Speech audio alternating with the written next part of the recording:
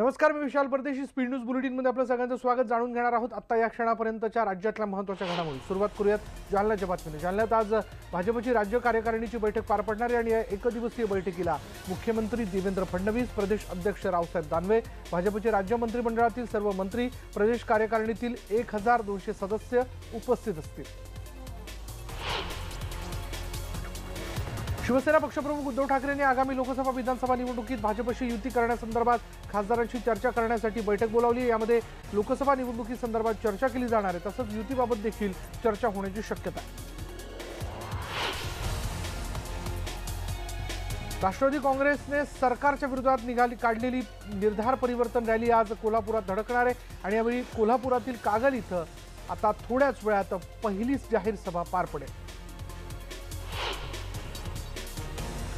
स्वाभिमानी शेतकरी संघटना आज एक रकमी FRP साठी पुण्यात महामोर्चा काढणार आहे. अलका थिएटरपासून सुरू होणारा हा मोर्चा साखर आयुक्तालयावर समाप्त होईल.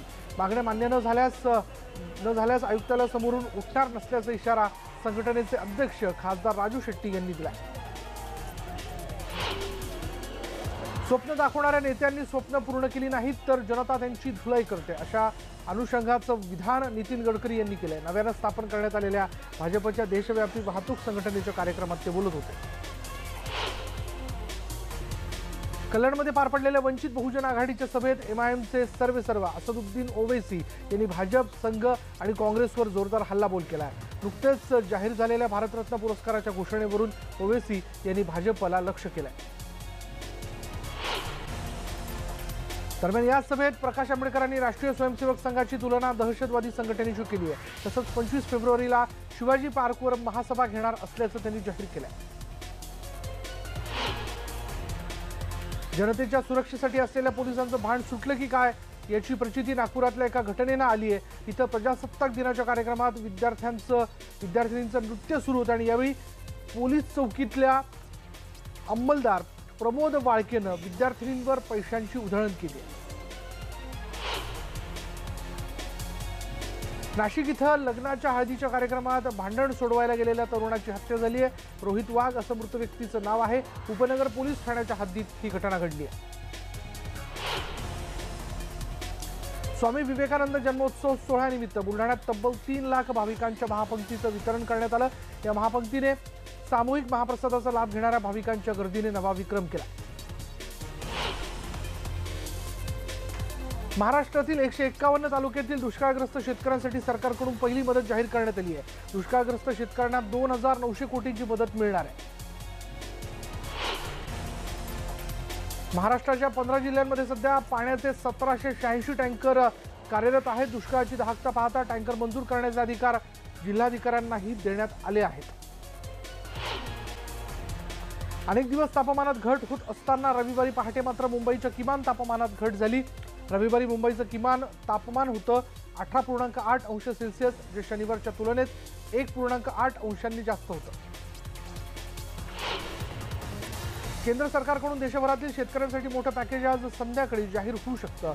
आज संध्याकाळी केंद्रीय मंत्रिमंडळाची बैठक आहे आणि त्यात या संभाव्य 15,000 कोटींच्या पॅकेजला मंजुरी मिळेल अशी माहिती सूत्रांनी दिली आहे. राज्याची आर्थिक स्थिती बेताचीच असल्यामुळे यंदाही अर्थसंकल्पीय तरतुदीत कपात करण्याची वेळ आली. अनिवार्य खर्चातही 10% कपात करावी लागली आहे. पुरवणी मागण्यांमधून दिला जाणारा निधी शिल्लक राहतो आणि त्यामुळे प्रस्ताव सादर करताना खबरदारी घ्या, असे आदेश अर्थ विभागानं सर्व खात्यांना दिले. स्वाभिमानी रिपब्लिकन पक्षाचा 6वा वर्धापन दिन उत्साहात साजरा करण्यात आला आणि यावेळी राज्यभरातून हजारो कार्यकर्त्यांनी कार्यक्रमाला उपस्थिती लावली होती. म्हाडाच्या पुनर्विकास प्रकल्पांना महारेरा कायद्याचं संरक्षण मिळावं असा ठराव म्हाडानं मंजूर केला. मुंबई गृहनिर्माण मंडळाचे सदस्य मधू चव्हाण यांनी यासाठी पुढाकार घेतला आणि ठराव ही त्यांनीच मांडला होता.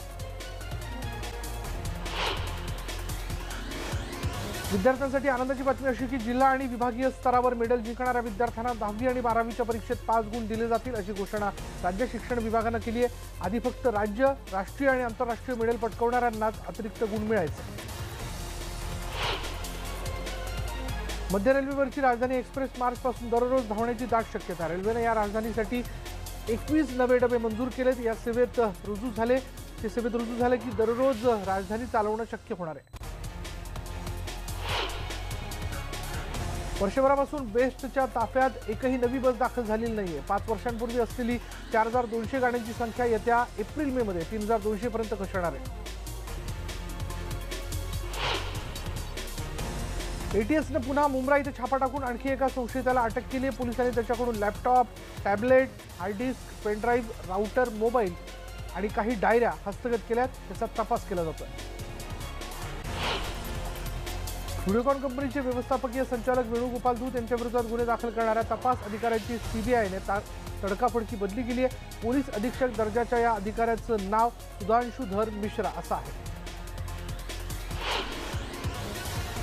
प्लास्टिकच्या वापरावर बंदी आणल्यानंतर महापालिकेने तब्बल 48,841 किलो प्लास्टिक जप्त केलं आणि या प्लास्टिकचा लिलाव करण्याचा निर्णय पालिका प्रशासनाने घेतला.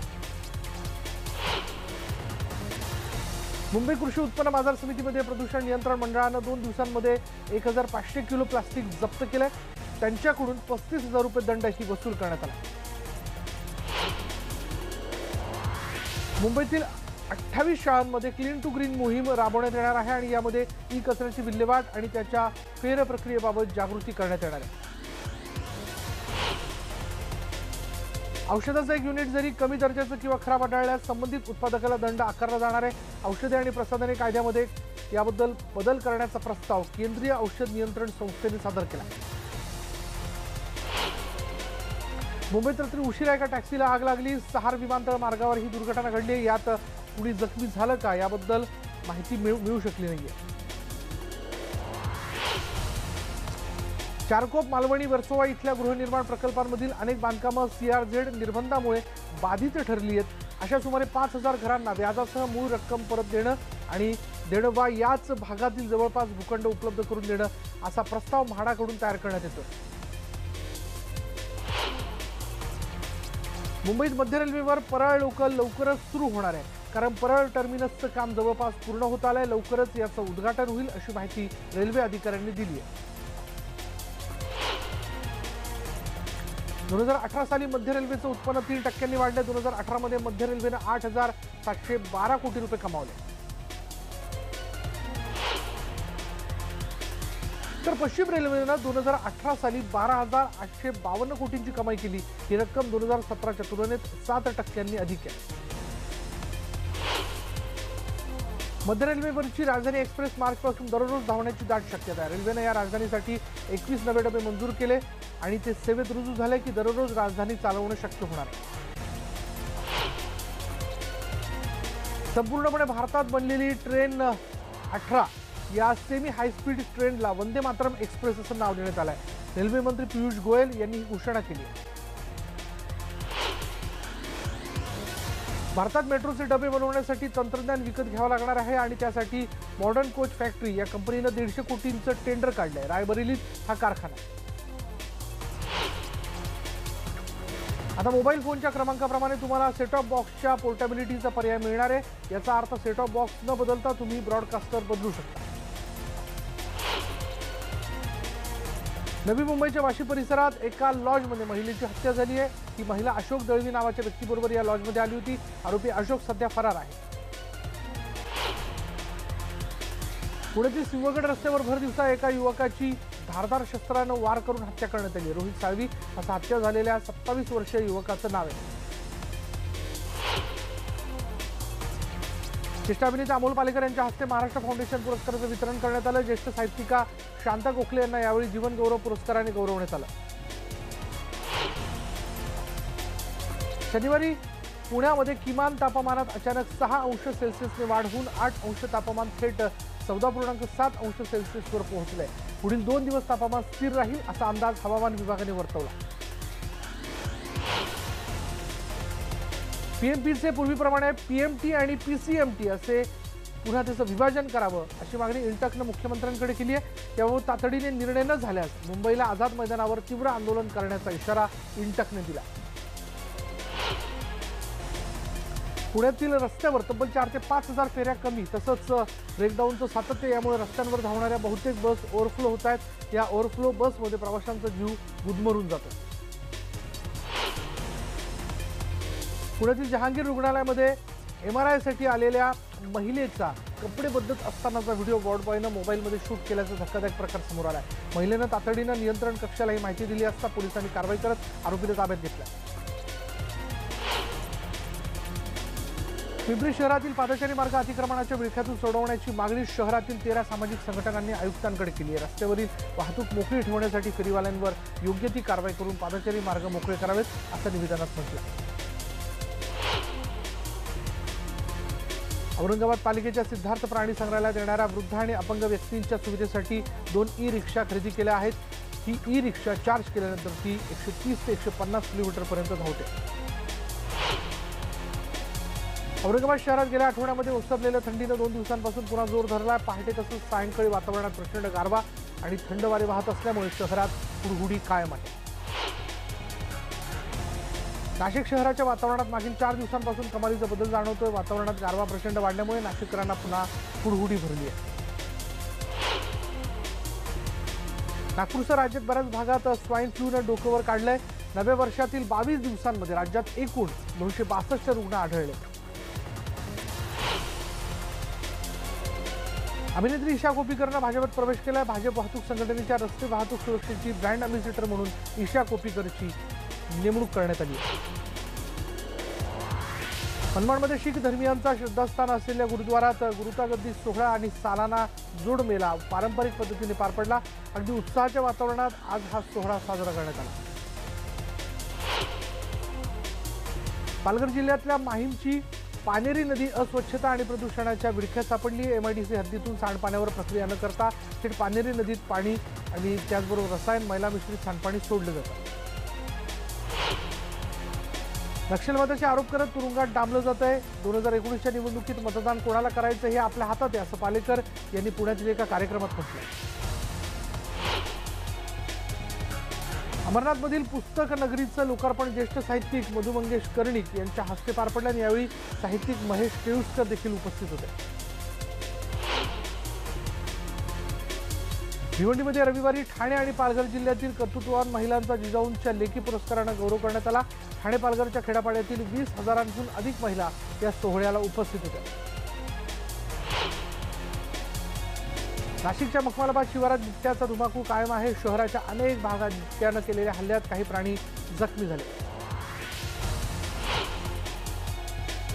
नाशिकच्या गणेशवाडीतील शेरीमळा इथं पोलीस फसवणूक प्रकरणाचा तपास करण्यासाठी गेले असता जमावाने पोलिसांवर दगडफेक केली। या दगडफेकीत पोलीस वाहनाची काच फुटली असून काही काळ परिसरात तणावाचं वातावरण निर्माण झालं होतं।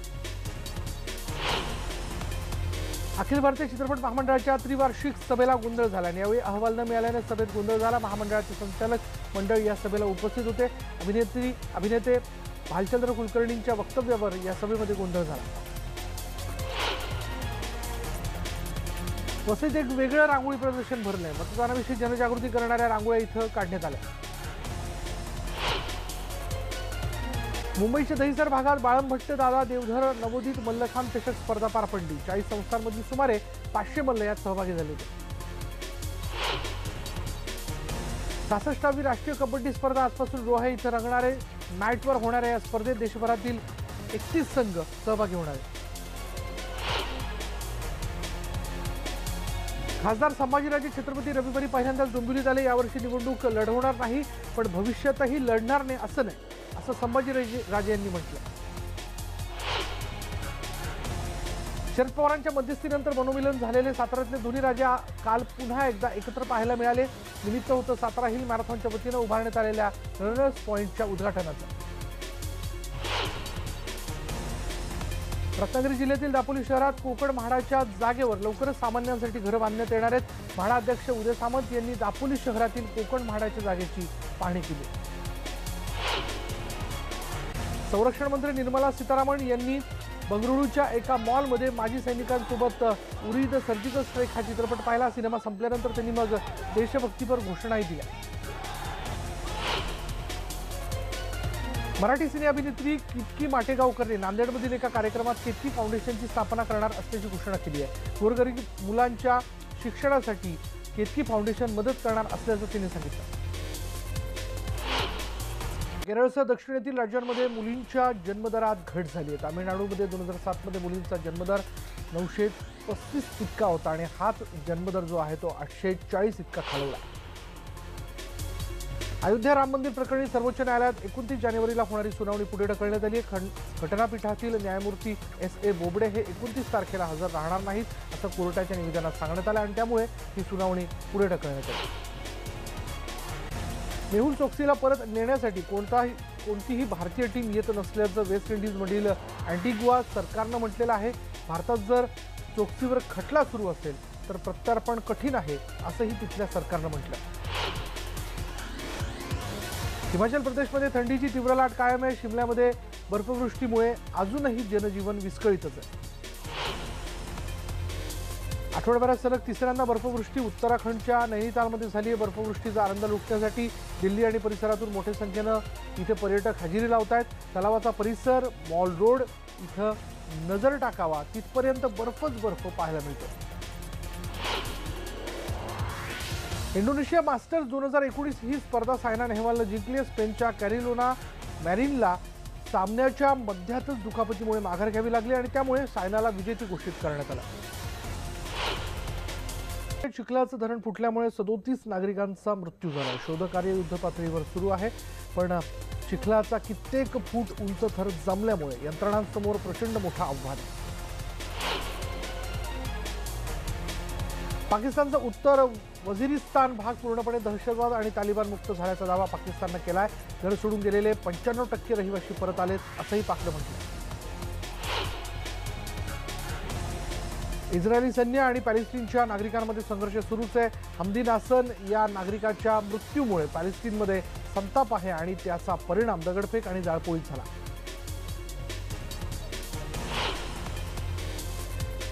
शेख प्रजासत्ताक देशात स्थानिक रोहकांनी बर्फाची भिंत बनवली आहे. लिबिरेक नावाच्या शहरात ही भिंत पाहायला मिळते.